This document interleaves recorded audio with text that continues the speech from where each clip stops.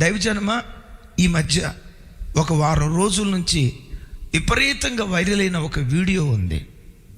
సుమారుగా 50 సంవత్సరాల వయసులో ఉన్న తండ్రి, ఇటువైపు కూతురు తండ్రి మీదకి లేచి పిడిగుద్దులు గుద్దుతా, అసలు నువ్వు తండ్రివేరా, దిగజారి అసలు నువ్వు మనిషివేరా, దిగజారి అసలు నువ్వు మగోడువేరా, నువ్వు మగోడు కాదురా, కన్న తండ్రిని పట్టుకొని నువ్వు మగోడు కాదురా, నువ్వు కొచ్చా, నీలాంటి వాడు కడుపున మేమెందుకు పుట్టావురా. అక్కడ ఉన్న వాళ్ళు అంతా అంటారు, అమ్మా ఆయన తండ్రి అమ్మా, కన్న తండ్రి అమ్మా, నాన్న పట్టుకొని ఏంటి వాడు తండ్రి, వాడు ఎట్లా తండ్రి అవుతాడు.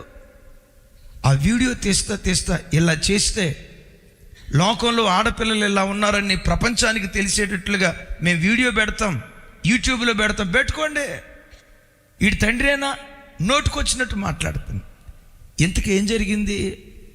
తల్లి కూతురు ఇద్దరూ కలిసి తండ్రి కష్టపడి సంపాదించిన డబ్బులో 18 లక్షల రూపాయలు బెట్టింగ్లోనూ స్టాక్ మార్కెట్లోనూ దరిదాపుగా 18 లక్షల రూపాయలు బెట్టింగ్లో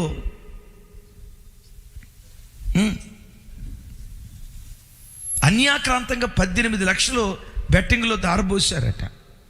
తండ్రికి తెలిసి, భర్తకు తెలిసి, అమ్మా ఆ బెట్టింగ్ ఎలాంటివి వద్దమ్మా నష్టపోతాం అని హెచ్చరించారట.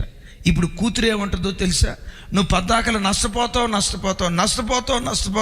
అని అన్నావుగా, నీ పాపిష్టి నోరుతో నష్టపోతావు అనవట.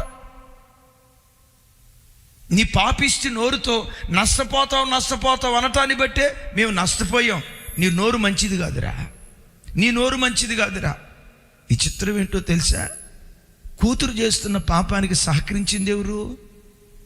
ఆ కూతురు చేస్తున్న పాపానికి సహకరించింది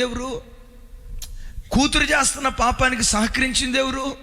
తల్లి కూతురు ఇద్దరు కలిసి 18 లక్షల రూపాయలు ఖర్చు పెట్టి డబ్బు ధారబోసింది కాకుండా, డబ్బు పాడు చేసింది కాకుండా, కూతురు తండ్రి మీదకి లెగుస్తూ ఉంటే మధ్యలో తల్లి కూర్చొని, ఆగమ్మ, నాన్న అట్లా అనకూడదు. ఈ అమ్మాయి అంటది, వాడు నాన్న. ఇలాంటి కుటుంబాలు కట్టబడి కోట్లకు పడగెత్తితే అది ఆశీర్వాదం అంటారా? అది అద్భుతం అంటారా?